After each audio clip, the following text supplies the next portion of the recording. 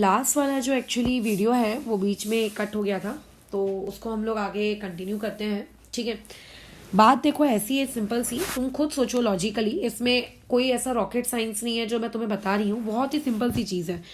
अगर मैं तुमसे ये कहती हूँ कि किसी भी प्रोसेस की जो मेल्टिंग है, ठीक है, किसी भी प्रोसेस की जो मेल्टिंग वाली प्रोसेस है, मेल्टिंग प्रोसेस जो है वो इंक्रीज हो चुकी है, मेल्टिंग प्रोसेस क्या हो चुकी है, इंक्रीज हो गई है। तो इसका क्या मतलब है? इसका ये मतलब है कि उस पर्टिकुलर चीज का मेल्टिंग पॉइंट डिक्रीज हो गया है। क्या ये बात भेजे में घुसती है? देखो, मेल्टिंग पॉइंट का मतलब क्या होता है, एक पर्टिकुलर टेम्परेचर पर, ठीक है, जाकर आपका कोई भी सब्सटेंस किस में कन्वर्ट हो रहा है, सॉलिड से लिक्विड में, बराबर। ठीक है, अब अगर मैं कह रही हूँ कि मेल्टिंग जल्दी हो रही है और आसानी से हो रही है, इसका मतलब कि वो टेम्परेचर जो उसको चाहिए था मेल्ट होने के लिए, वो उससे कम टेम्परेचर पे भी मेल्ट हो रही है। बस ये सिंपल सी चीज़ है।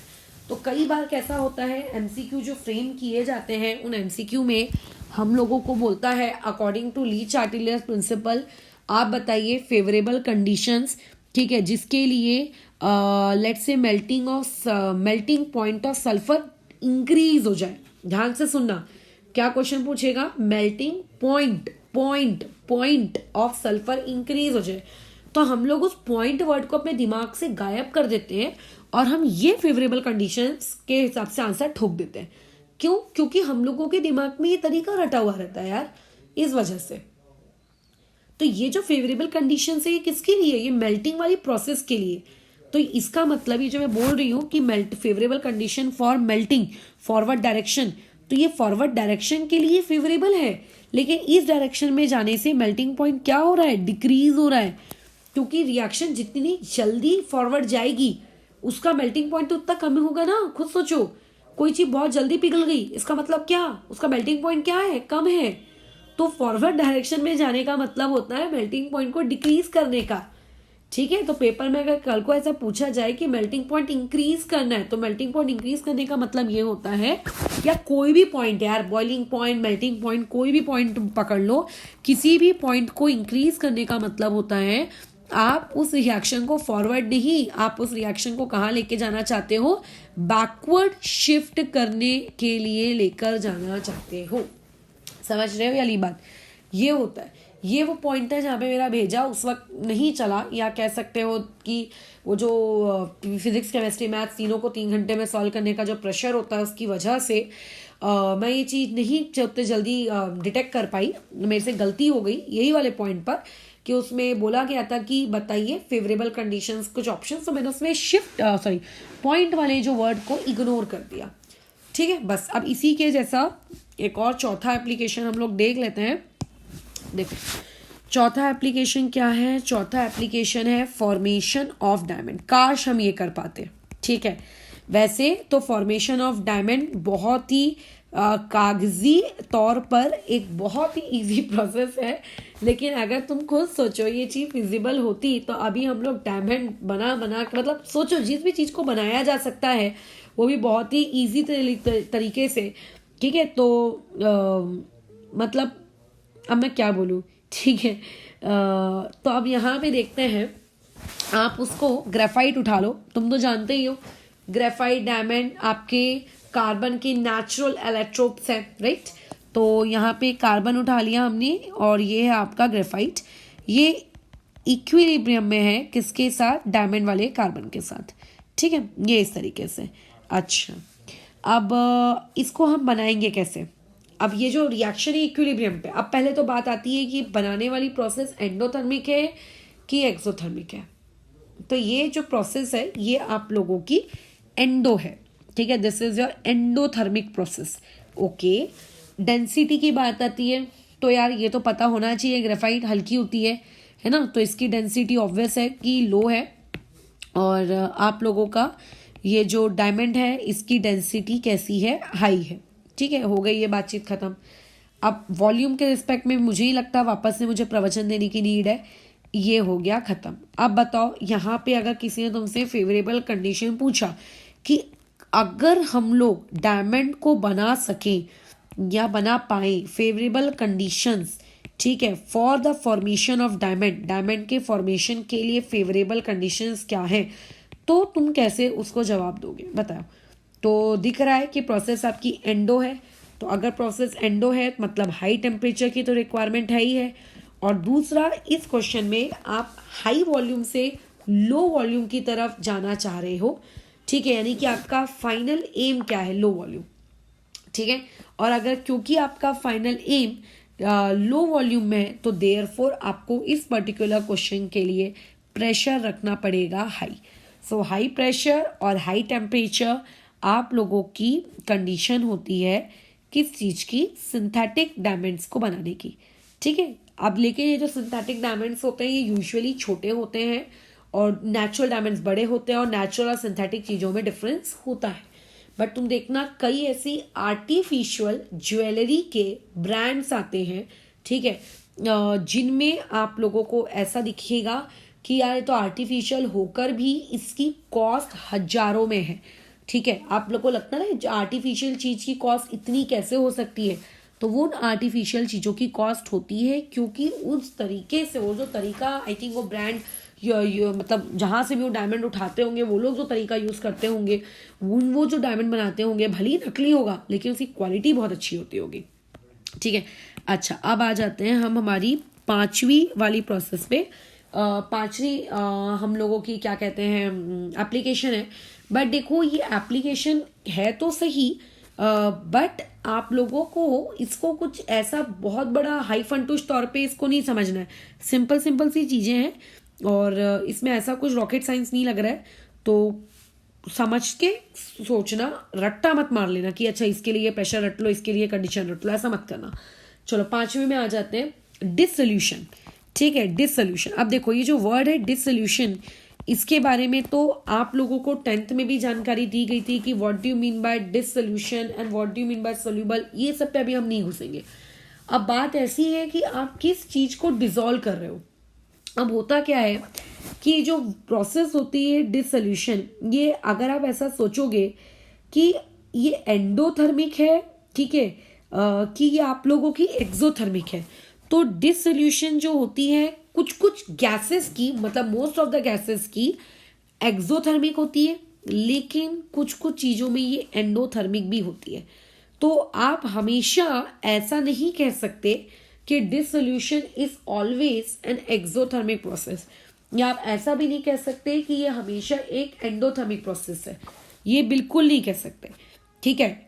हाँ, कई लोग इसे कहते हैं कि ऑलवेज एक्सोथर्मिक है, लेकिन वो गैसेस इन लिक्विड के लिए बोल रहे होते हैं, गैसेस इन लिक्विड के लिए मतलब गैसेस को लिक्विड में डिसॉल्व किया गया, ठीक है, और उसमें भी हमेशा नहीं होता। तो हमेशा डिसोल्यूशन को आप ऐसा ट्रीट मत करो कि ये हमेशा एक्सो है, ये है, वो है, ठीक है। आप उसको डिसोल्यूशन को डिसोल्यूशन रहने दो। तो अगर मान लेते हैं मेरे पास कोई एक एग्जाम्पल है, फॉर एग्जाम्पल मेरे पास अमोनियम क्लोराइड है, ये इसीलिए बता रही हूँ क्योंकि यूजुअली एक्सोथर्मिक वाली डिसोल्यूशन प्रोसेस हमें बहुत सारी मिल जाएंगी, बट एंडोथर्मिक में थोड़ी कम होती है, इसीलिए उसमें आपको एक आधी एग्जाम्पल पता होना चाहिए। अमोनियम क्लोराइड ये आपके पास है, आप इसको टेस्ट ट्यूब में ले लो, सॉलिड स्टेट का होता है, पाउडर क्रिस्टल है बेसिकली, और उससे पानी डालो। पानी डालने के बाद आप कुछ देर बाद जब आप टेस्ट ट्यूब को छुओगे ना तो आपको चीज़ पता चलेगी, ठीक है। यहाँ पे NH4 पॉजिटिव आप लोगों का तैयार हो गया और यहाँ पे ये Cl नेगेटिव तैयार हो गया। टेस्ट ट्यूब एकदम ठंडी हो जाती है, बहुत अच्छा लगता है। गर्मी में जब हम लोग लैब में काम करते थे तो आपके 2 या 3 ऐसे क्रिस्टल्स रहते थे जिनको डिसॉल्व करो टेस्ट ट्यूब में तो एकदम ठंडा ठंडा एहसास होता था। केमिस्ट्री लैब में तो फिलहाल तुम लोगों ने काम किया नहीं है, तुम्हें पता चलेगा, वहाँ बैठ नहीं सकते, टेबल्स नहीं होती है ना, वहाँ पे पंखे नहीं होते, और अगर आप गवर्नमेंट इंस्टीट्यूट से अगर पढ़ रहे हो, चाहे कितने भी बड़े से बड़े क्यों ना पढ़ो, वहाँ पे तो एग्जॉस्ट भी काम नहीं करते, ठीक है। प्राइवेट्स का तो मुझे नहीं पता, लेकिन गवर्नमेंट जगहों से अगर आप पढ़ो तो आप घुसे हो एग्जाम वगैरह क्रैक करके, तो वहाँ एग्जॉस्ट भी कई जगह काम नहीं करते। तो ऐसे में वो जो कंटिन्यूस बर्नर की हीट के सामने आप जब लैब्स में एक्सपेरिमेंट्स करते हो, तो ऐसे में हम लोग यही करते थे कि आपकी टेस्ट ट्यूब उठाई, उसको इसमें डिसॉल्व किया, एंडोथर्मिक रिएक्शन होती थी, गर्दन वर्दगन में लगा लिया कि थोड़ा कूलिंग इफेक्ट मिल रहा है, ठीक है। हाँ, एनालिटिकल केमिस्ट्री की लैब में अगर आप घुसते हो तो वो लोगों को बड़ी पसंद आती है क्योंकि उसमें वो लोग ना कंटिन्यूस टेम्परेचर मेंटेन करके रखते हैं एकदम कम, मतलब एक छोटा सा कमरा, एक तो उनकी लैब भी थी छोटू सी, मतलब as compare to physical one उनकी लैब जो होती है बहुत छोटी सी होती है। और क्या कहते हैं, मतलब इतनी भी छोटी नहीं कि तुम्हारे बेडरूम जैसी, मतलब हमारे रिस्पेक्ट में हमें छोटी लगती है। और उसमें कम से कम 6-7 ठोक एसी, वो भी भर भर के, और वो भी कंटिन्यूस चालू रहते हैं। वहाँ के तो जो लड़के लड़कियां रहते थे वो तो अब ऐसा हो जाते थे कि पूरा साल भर अगर वहाँ काम कर रहे हो और उनको बिना एसी के बैठा दो तो बैठ ही नहीं सकते वो लोग, तो आदत हो जाती है ना। तो वैसा वहाँ का माहौल रहता था। बट हमारे ऑर्गेनिक या फिर फिजिकल डिपार्टमेंट में अगर आप जाओ तो आपको पता चलेगा, इनऑर्गेनिक में भी अगर आप घुस जाओ तो आपको पता चलेगा बेहाल हालत। तो वहाँ पे टेस्ट ट्यूब वगैरह का प्रयोग किया था, एकदम ठंडी हो जाती थी टेस्ट ट्यूब्स, इतनी ठंडी की मज़ा आ जाता था उनको खुद की बॉडी पे टच करने पे, ठीक है, क्योंकि गर्म होता था बहुत बर्नर वगैरह से। तो यहाँ पे डेल्टा एच होता है positive, but it doesn't means कि डिस सोल्यूशन हमेशा एंडोथर्मिक होगा, ठीक है। तो अब ऐसे में अगर किसी ने तुमसे कहा कि बताओ फेवरेबल कंडीशंस बताओ कि सच दैट ज़्यादा से ज़्यादा अमोनियम क्लोराइड आप लोगों का क्या होना चाहिए, डिजॉल्व होना चाहिए, ठीक है। फेवरेबल कंडीशंस आपको बतानी है such that more NH4Cl is dissolve. तो आप चाहते हो कि NH4Cl क्या हो जाए, डिजॉल्व हो, वो सल्यूबल हो, वो घुले। तो बताइए फेवरेबल कंडीशन क्या होगी। डिजॉल्व होना यानी कि आप ये चाहते हो कि वो रिएक्शन हम लोगों की क्या होनी चाहिए, फॉरवर्ड डायरेक्शन में जानी चाहिए, ठीक है, वो फॉरवर्ड डायरेक्शन में जानी चाहिए। तो फॉरवर्ड में तो दिख रहा है कि डेल्टा एच पॉजिटिव है, मतलब हाई टेम्परेचर तो चाहिए ही चाहिए। अच्छा, अब सबसे इंपॉर्टेंट चीज़, अब यहाँ पे प्रेशर का क्या करें। तो यहाँ पे प्रेशर का आप कुछ भी नहीं करोगे। प्रेशर आप किस बेसिस से बताओगे, डेंसिटी के बेसिस से बताओगे क्या, कैसे बताओगे यहाँ पे आप डेंसिटी के बेसिस से, बताइए। यहाँ तो NH4Cl और क्या NH4+ है, इसके बीच में कंपैरिजन करोगे तो यहाँ पे सिर्फ एक कंडीशन होगा, आप टेम्परेचर को इंक्रीज करो, जितनी ज़्यादा उसको हीट एब्जॉर्ब करेगा उतनी जल्दी ही वो क्या होगा, सल्यूबल होगा, ठीक है। बट नॉट ऑलवेज, क्योंकि अगर आप लैब में आपने थोड़ा सा भी काम किया है तो आपको इतना तो आइडिया होना चाहिए, जो कि मुझे पता है कि तुम लोगों ने नहीं किया है, ठीक है। तुम लोग तो अभी 11th के हो यार, तुम लोग कहाँ से करोगे। तो लेट्स से आप लोगों के पास NaOH है, हाँ, लेकिन हाँ 10th तक अगर स्कूल की लैब्स वगैरह ठीक रही हैं तो वहाँ तुमने डेफिनेटली किया होगा ये वाली हरकत जो मैं अभी बताने जा रही हूँ। NaOH that is sodium hydroxide के प्लेटलेट्स आते हैं छोटे छोटे गोल गोल प्यारे प्यारे से, है ना। वो आपके डब्बे से आप निकालो और आप उसके बीकर में कैसा करो, आप उसको घोलो, मतलब पानी डालकर, तो आपके पास NaOH का एक कंसिडर अमाउंट में क्या बन जाएगा, सोल्यूशन तैयार हो जाएगा। अब उसमें क्या होता है कि पहले जब आप छोटे होते हो तो ये सारी चीज़ें आप लोगों को आपके लैब के असिस्टेंट्स करके देते हैं, लैब असिस्टेंट करके देता है। लेकिन जब आप बड़े हो जाते हो तो ये काम आपके हाथों में रहता है कि जो भी पर्टिकुलर केमिकल आपको चाहिए वो आप खुद बनाओ। तो उसमें हमेशा देखना, जब आप नए नए ये चीज़ सीखते हो, आपके टीचर्स आपको हमेशा बोलते हैं कि लोगों को ऐसा क्यों लगता है कि एसिड्स खतरनाक होते हैं, क्योंकि हमने बचपन से ये चीज़ देखी होती है, अरे एसिड अटैक या फिर एसिड से हाथ जल जाएगा एक्सेट्रा एक्सेट्रा, उस पर मुंडी बनी हुई होती है, क्रॉस, ये वो। लोगों को लगता है कि बेस वो तो मज़ेदार चीज़ है, क्या फ़र्क पड़ता है। ऐसा नहीं है। अगर आपके पास इमेजिन करिए एक बीकर है, उसमें आपने NaOH के प्लेटलेट्स एक बार में ही बहुत सारे डाल दिए, मतलब पानी आपने लिया और उसके अंदर आपको क्या करना होता है, धीरे धीरे एक एक NaOH का प्लेटलेट डाल के आपको डिजोल्व करना होता है। अब आपने क्या किया, मुट्ठी भरी, थोक के भाव, अपना क्या जाता है, गवर्नमेंट का पैसा है, कॉलेज का पैसा है, उठाया डाल दिया। तो देखो उस दौरान ना इतनी ज़्यादा ये प्रोसेस एक्सोथर्मिक होती हो जाती है कि वो, जैसा आप लोगों को 10th तक वो गिव रीजन नहीं था कि acid should not be, water should not be added to the acid, acid should be added to the water, same वही वाला सीन होता है। वो प्रोसेस इतनी ज़्यादा एक्सोथर्मिक हो जाती है कि वाटर उस हीट को एब्जॉर्ब नहीं कर पाता है और वो गर्म होने की वजह से पूरा का पूरा बेस भी आपके चेहरे पे ऊपर उचक सकता है। ये काम एक्चुअल में हमारे द्वारा किया हुआ है मस्ती में, ठीक है।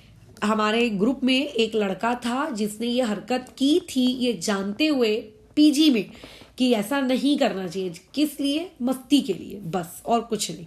तो ये ऐसा नहीं करना चाहिए, कभी नहीं, मतलब कभी नहीं। दिस में बी वेरी डेंजरस। तो ये एक डिसोल्यूशन का दूसरा एग्जाम्पल मैं बता रही हूँ तुम्हें, जिससे ये समझ में आता है कि डिसोल्यूशन हमेशा एंडोथर्मिक नहीं होता है। किसके जैसे? ऊपर मेल्टिंग के जैसे। जैसे मेल्टिंग ऑब्वियस है कि हमेशा एंडोथर्मिक होगी, दिस सोल्यूशन हमेशा एंडोथर्मिक नहीं होगा। ठीक है, फॉर एग्जाम्पल अगर आपके पास NaOH के प्लेटलेट्स हैं, आप उससे सोल्यूशन बनाना चाह रहे हो, आपने पानी में उसको डिजोल्व किया, तो पानी में डिजोल्व होने के बाद Na+ आयंस और OH नेगेटिव आयंस क्रिएट हो जाएंगे। लेकिन ये जो प्रोसेस होती है, ये प्रोसेस कैसी होती है? एक्सो।